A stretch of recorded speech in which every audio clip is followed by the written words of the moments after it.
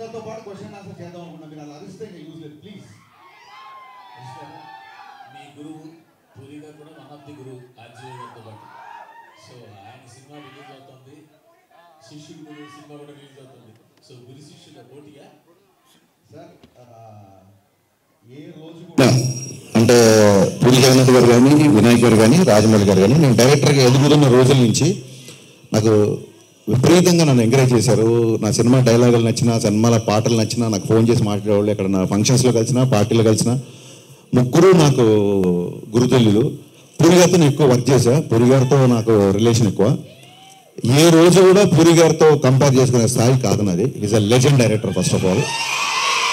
And మాకున్న కొన్ని financial concerns అవ్వచ్చు, లేకపోతే ఓటీటీ యొక్క ఇష్యూస్ని అడ్రస్ చేయడాలు అవ్వచ్చు. సో అనుకోకుండా డేట్ క్లాష్ అవుతుంది. నో డౌట్ ఇస్మార్ట్ స్మార్టే ఫస్ట్ అనౌన్స్ చేశారు డేట్. మాకు అసలు వచ్చే ఉద్దేశమే లేదు. మమ్మల్ని ఫస్ట్ నుంచి చెవిలో జోరీలాగా ఆగస్టు 15th రండి రండి రండి అని చెప్పింది మైత్రి డిస్ట్రిబ్యూటర్స్ అధినేత శశి. ఈ విషయం ప్రెస్కి తెలియాలి. అది చాలా మంచి డేటు, అప్పుడు వస్తే బాగుంటుంది, మీరు రండి రండి అన్నారు. మాకు నిజంగా వీఆర్ నాట్ ప్రిపేర్డ్ యాక్చువల్లీ. మేము కొంచెం రిలాక్స్గానే వద్దాం అనుకున్నాము. కానీ పుష్ప పోస్ట్పోన్ అవ్వచ్చు, మిగతా కండిషన్స్ ఇండస్ట్రీలో అందరికీ తెలుసు. సో తప్పనిసరి పరిస్థితులలో నేను రావాల్సి వస్తుంది. నేను పూరి గారితో చాలా సంవత్సరాల నుంచి నాకు రిలేషన్ ఉంది, సాన్నిధ్యం ఉంది.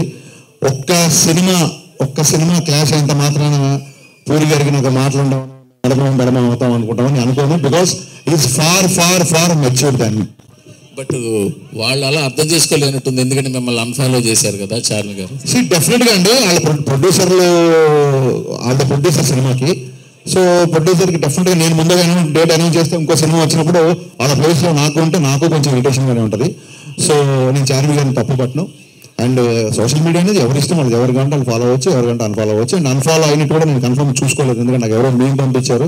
చాలా మీమ్స్ వస్తుంటాయి. ఐ డోంట్ టేక్ ఇట్ అంత సీరియస్గా తీసుకోను. అండ్ అందరికీ అంటే ఇంకో ముఖ్యమైన విషయం చెప్పాల్సింది ఏంటంటే,